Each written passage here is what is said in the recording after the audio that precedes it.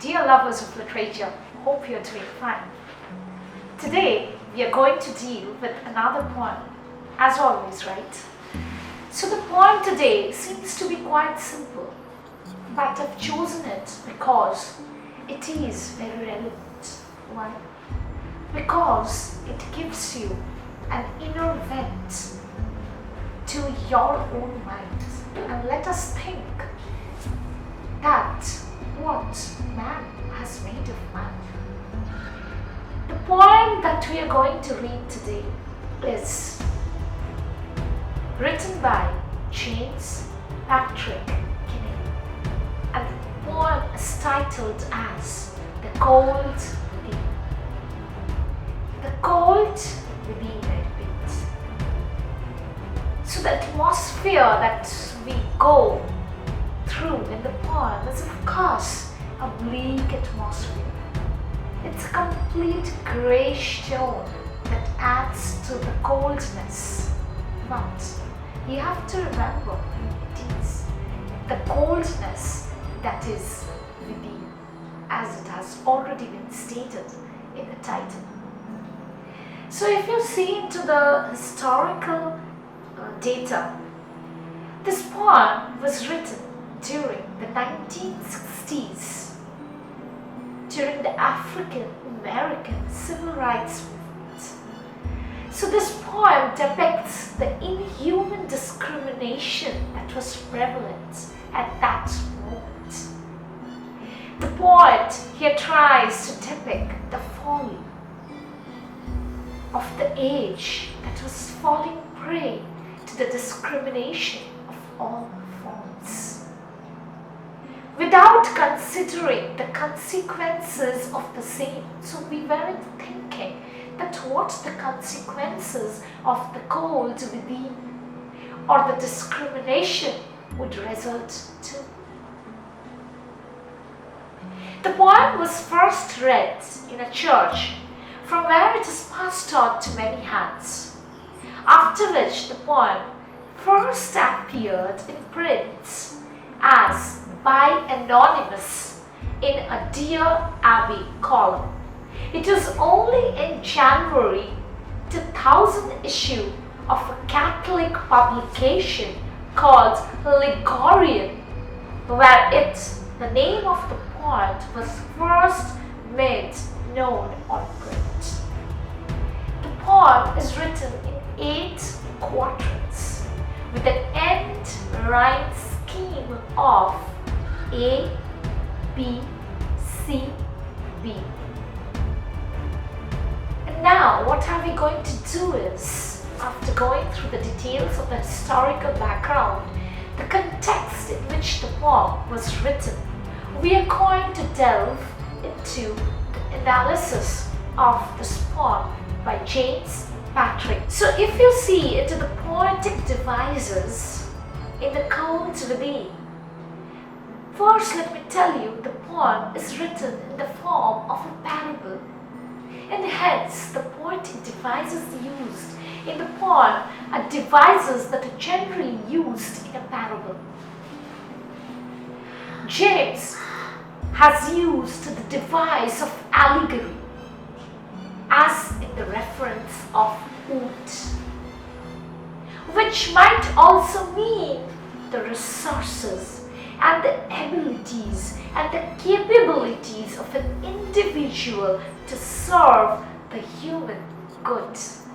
So we are all given an inherent kind of mechanism to save one another, and that is stated in the form of the allegory that has been brought in by the mention of the wood.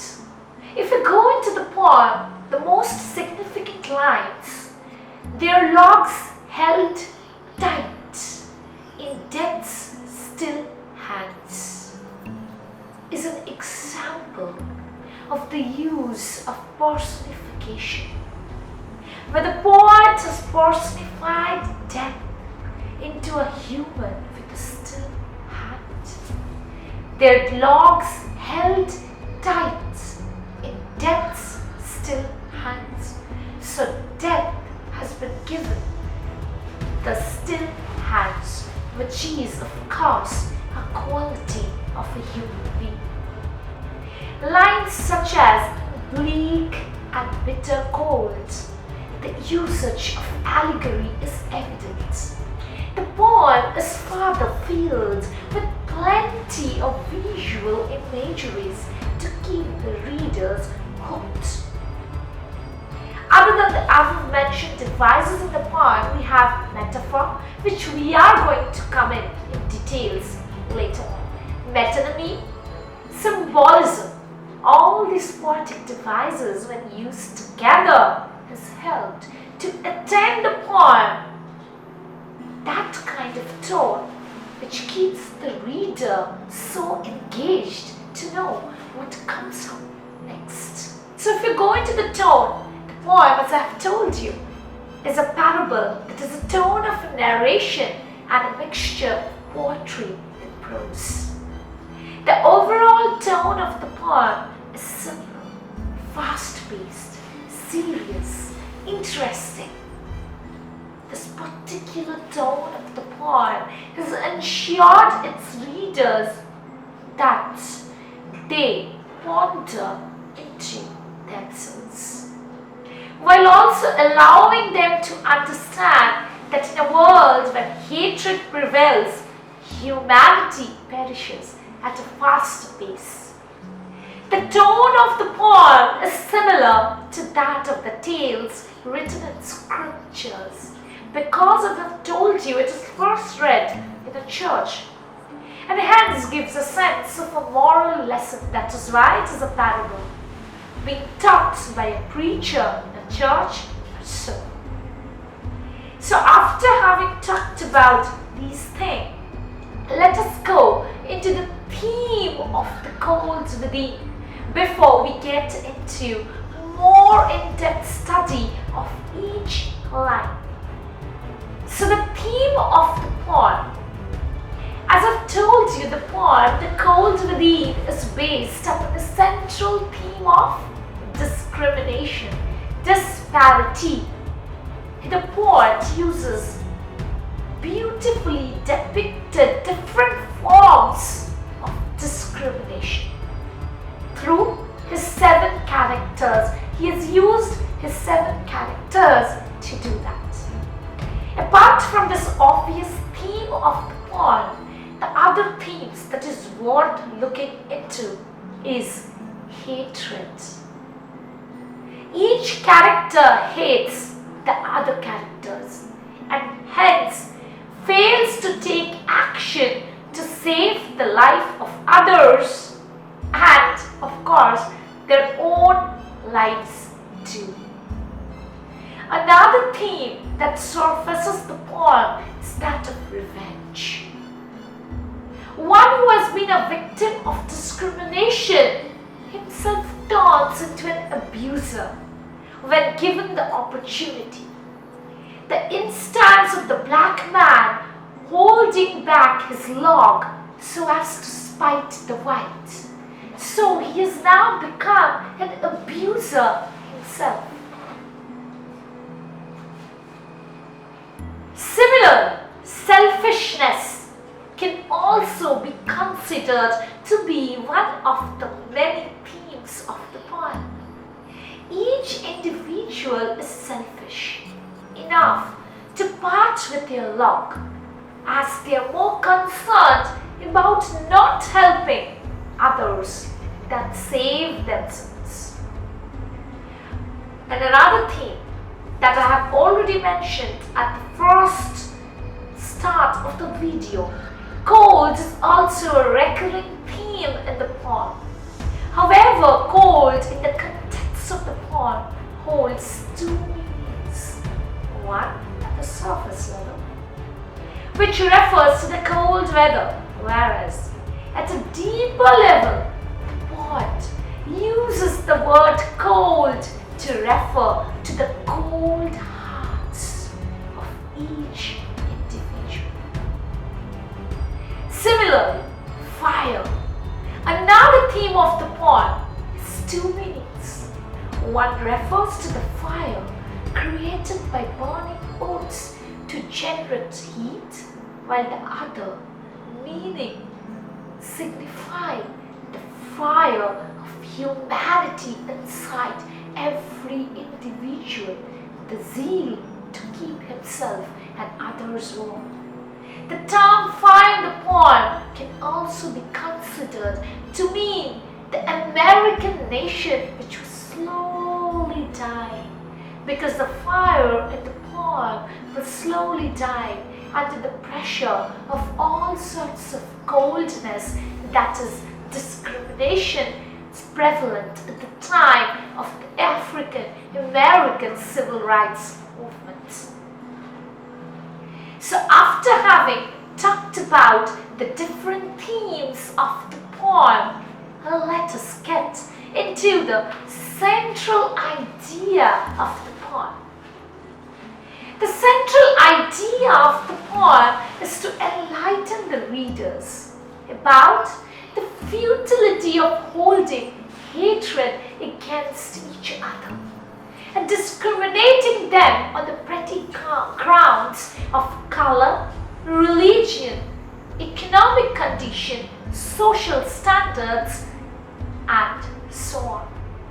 The poem talks about all these issues, while in the end concludes that death is inevitable in a society where hatred prevails. The poet demonstrates different forms of discrimination that is prevalent in the society. He does so by placing an individual who would represent each of the above mentioned sections of the society together. So there is a character for each of the vice that is stated: hatred, jealousy, greed, so forth and so on. So the poet intelligently places an individual who would represent each of the above mentioned sections of the society together, where their survival depends upon helping each other, by which they will ultimately help themselves. But none of the 6 humans are ready to let go of neither their egos nor the prejudices that they hold against each other. The strong emotions of hatred, selfishness, revenge defeat their rationality. In the end, what happens? They all die, because they all become the victim of the age, the victim of their own vice. But you have to remember, they don't die out of the bitter cold weather, but rather because of their cold hearts. They all choose to die rather than help the other individual who is a little different from them in some manner or the other. So that is what the central idea of the poem is. Now we will go into the in-depth study of each line of the poem. So please have the poem right in front of you to get a better view of the lines. Let me take out my notes. As I've told you, the poem, it's taking some time to come up. The poem is itself a thought that lingers on and on, because the poem ends on that note. So The Cold Within by James Patrick Kinney. 6 humans trapped by happenstance in bleak and bitter cold. Each one possessed a stick of wheat, or so the stories told. So we open up to a bleak tableau family, right? The poet recounts a tale he has heard of 6 persons got together in the grip of a severe winter. Each of them probably had a single stick of wood. Note the poet used the words humans. Why? Because he wants to draw attention to the gathering as specific individuals rather than as a collective group. They were trapped by happenstance, implying no escape from the situation created by chance. The adjectives dark, bitter, describing the cold, add to the ominous feeling. Stanza 2. The dying fire in need of logs. The first man held his back. 4 of the faces round the fire. He noticed one was black. So the second stanza cuts into a key character. Who is that? That is the dying fire. The group's prospects do not look good. Why? Because the fire is dying. In the heart of winter, keeping warm is critical to survival. The fire offers a chance for salvation, mind you, if each person would use their respective logs to feed it. The dying fire is a silent appeal to the group to help themselves by helping each other. The next verses reveals how the situation unfolds. We find that the first person withheld his log from the fire because it would only benefit a black person. This is racism, where there is a discrimination because of a person's race. The man will not even warm himself if someone he looks down upon simply because of skin color will gain. Simply because he wants to take revenge on that man.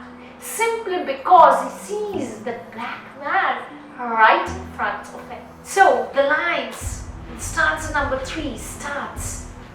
The next man looking across the way saw one knot of his church and couldn't bring himself to give the fire his stick of birch.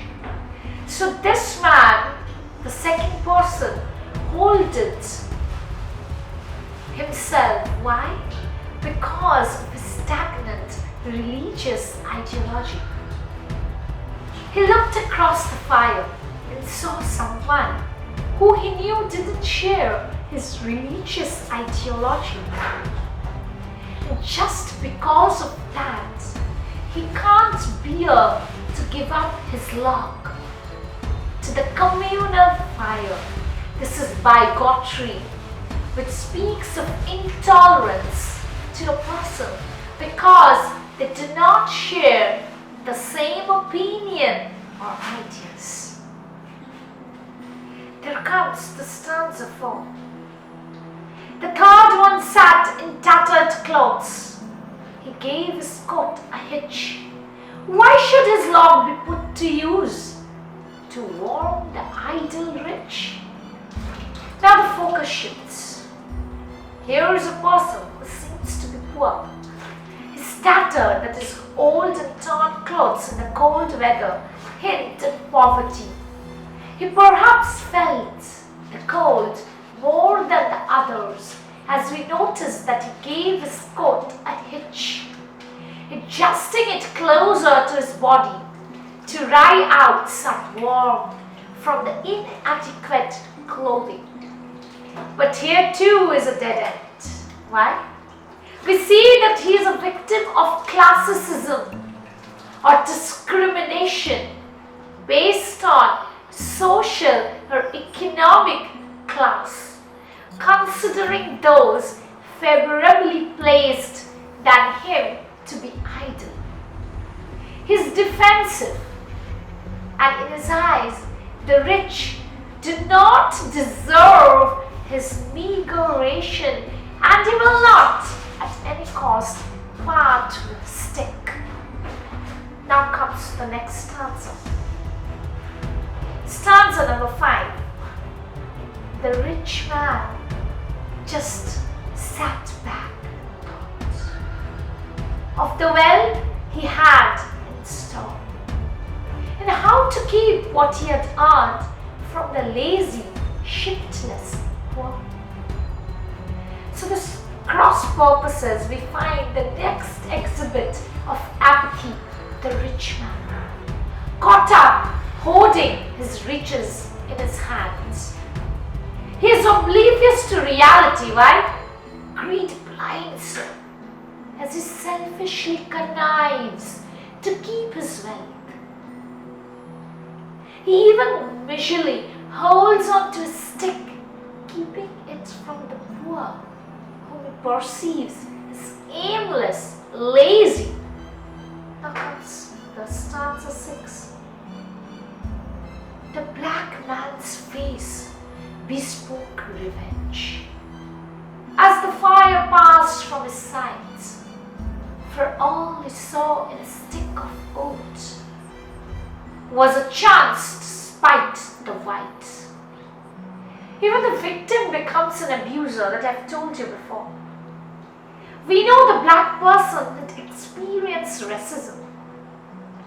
Revenge for the atrocities he had faced from the white people was the only thing on his mind. One wonders if he had already resigned himself to time.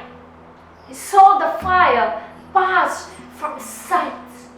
He realized that the fire was fast getting spent. But the spark of human kindness had died in him. And literally too, he closed to let the group's fire die. He would perish, but he would take the others he hated down with himself as well. This is revenge. Comes the last stanza. This is stanza number 7. The last man of this forlorn group. Sorry, there's another stanza to it. Sorry. This is the last character. The last man of this forlorn group did not expect for gain. Giving only to those who gave was how he played the game. For the first time in the poem, The Cold Within, the poet foreshadows the fate of the group. How? By finally describing the entire bunch, as forlorn or hopeless. Until then, the poet had reserved judgment, allowing the reader instead to examine each of the individual in turn and derive his or her own conclusion. Unfortunately, we find that the last person also perpetuates the visual circle of inertia.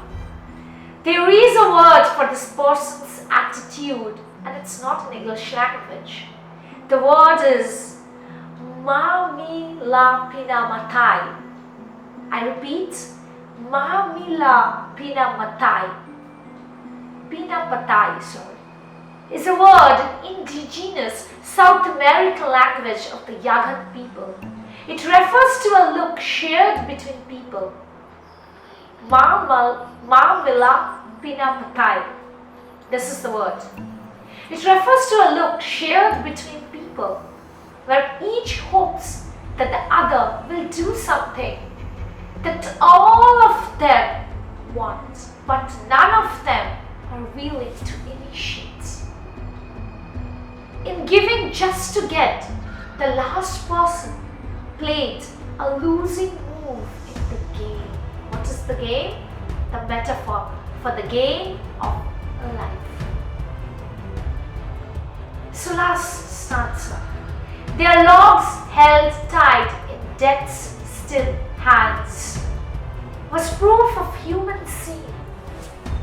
They didn't die from the cold without, they died from the cold within. We witnessed the grim aftermath of the group's rigidity of spirit. Death comes, and it is personified here with steeled hands. Personification. Each individual became their own agent of death, their hands frozen, stiff with their refusal to act. The fact that each of them still possessed the firewood when they died suggests the twisted motives in retaining their firewood. It's enough proof of sin. The final lines abound with irony. We realize that it was not the cold weather outside that really killed the group after all. It was the cold in their heart, the coldness, the lack of warm human spirits, the cold within. That's what it is that makes them die. The cold that lies within their souls for each other. That made them die. Death, which is fatalistic. Why? Because not only the others died, they subjected themselves to die also. So this is how the poem ends. Like the idea of the poem keeps on lingering and lingering, making us think, why did they hold to that vice? Why did they hold on to that spite, that hatred, that revenge? Why not just let go? So that is what keeps us wondering. Now, for if you listen to one more, the poem is a reminder to overcome our personal demands and be open to the wisdom of an egalitarian view, that is an attitude when everyone is considered equal in worth, irrespective of discrimination. So this poem talks for an egalitarian view. Kinney's narrative poem, this is of course a narrative poem, tells a story to protest against bigotry, racism. The piece comprises, as I've told you, 8 quatrains, 4 lines per stanza with approximate ABCB rhyme scheme, end rhyme scheme. It uses simple language structure, why? To ensure that the message is not diluted. Given the delicate subject matter, Kinney skillfully uses visual imagery to engage the reader. Just see into the lines. The visual imagery, dark and bitter cold, line number 2. The dying fire, line number 5. Imagery, visual imagery on environment, line number 2, line number 5. Mannerisms, visual imagery of mannerisms. Line number 6, the first man held his back. And line number 14, he gave his coat a hitch. Excuse me. Next one, visual imagery of physical appearance. Line number 8, he noticed one was black. Line number 8. Next one, line number 30, the third one sat in tattered clothes. Line 30. So these are the visual imageries. And of course there is allegory in the word log that I've told you, which symbolizes the common good. And another, excuse me, that is personification, death's still hands, in line number 21. And this poem is of course a parable, but Kinney does not preach. He wants the reader to draw inferences from the visual and symbolical cues that he gives. to each character to come to the conclusion that is the futility of exclusion. The original citation of the poem Cold Within is not available right now, but a letter from Kinney's widow to an advice column tracks the interesting story behind its distribution. Let me tell you that. I've already told you where it was read and the historical context, but let us share this letter. It seems that Kinney submitted the poem to many publications, but it was rejected. And I told you it was also published as written by no one or anonymous, right? So why was it rejected? It was rejected, to quote, too controversial for the time. Still, the poem, with its compelling message, spread quietly, shared in gatherings, over the radio and other informal channels. Somewhere in this, the authorship of James Patrick Kinney was lost, and for a few decades, the source was cited as anonymous. Kinney's wife and son, however, brought his contribution to the light. In the early 2000s, the Ligurian, as I've told you, an American-based Catholic magazine, became the first commercial publication to publish this poem while correctly accrediting the author. So this is what a little more inference into the history. So I think we've covered almost everything regarding the poem, the historical background, then we've got into the central idea of the poem, the tone of the poem. We've also got into, I'm just checking out more, we've also got into the theme, the line by line analysis of the poem. We've also got into the rhyme scheme of the poem, the figure of speeches in the poem, that is, of course, imagery being one of the main figure of speech. We have also got into the personification, we have got into allegory, and now I think what remains still is a little critical appreciation of the poem, The Cold Within. Now, this man, James Patrick Kinney, he was a radio man for the army himself. He very well understood the struggle of that time, the civil rights movement that was prevalent in America. He was outraged by discrimination that he was witnessing at that time. While the fact that he was himself a devoted Christian may be considered a reason for him to choose the style of a poetic parable, to voice his opinions such a controversial topic of his time.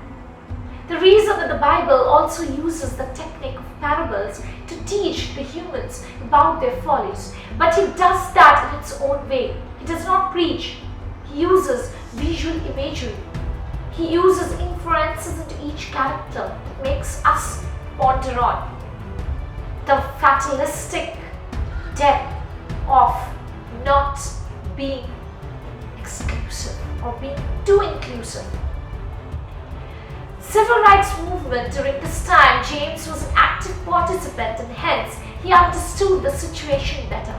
But unlike other writers, his intention was not to enchant his readers by the use of colloquial words, but was to bring this notion of the need to build an egalitarian society so as to ensure the dying fire of America can be revived.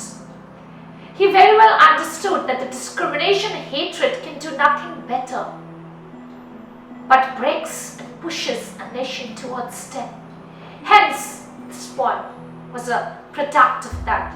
Further, his intelligent choice of writing this poem in the form of a poetic parable, his use of imagery, the fast-paced rhythm of the poem has ensured that his message was well received and did not lose its intended effect. The poem, you have to remember, is a comment on the society itself. To the year of the creation of this poem, along with the poet's involvement into this issue, makes us believe that is intended for the American society, but sorry, poetry speaks to the world alike and even today.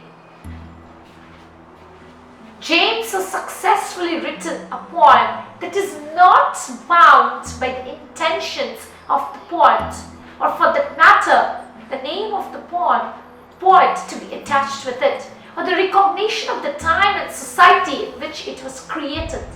It is a poem with its own life breathing even today. It is one of the finest, simplest poetry in this world literature could produce. It brings home to the reader such a different topic. Sorry, not a different topic. Difficult topic, serious, controversial, but in its own lucid, vibrant style. So I think we have covered everything regarding the poem. Yet, as I tell you, I would always love to hear from the other side. And please pardon me if I failed to reply to the comments that you have made. I will surely check the comments, and I'm doing so and loving you people, loving my channel in between the lines. And hope that you have loved today's poem, because you have to understand this poem seems to be so simple. To write simple is not an easy task. It is a very difficult task to write simple and then convey it in your own language, in your own way. So as I tell you, love literature, stay happy, stay blessed, and stay away from the coldness that is within you. Love yourself, love others too. Let's hope for a better society. Let's hope for some more beautiful lines from other poets at the other end. Thank you so much. Stay tuned.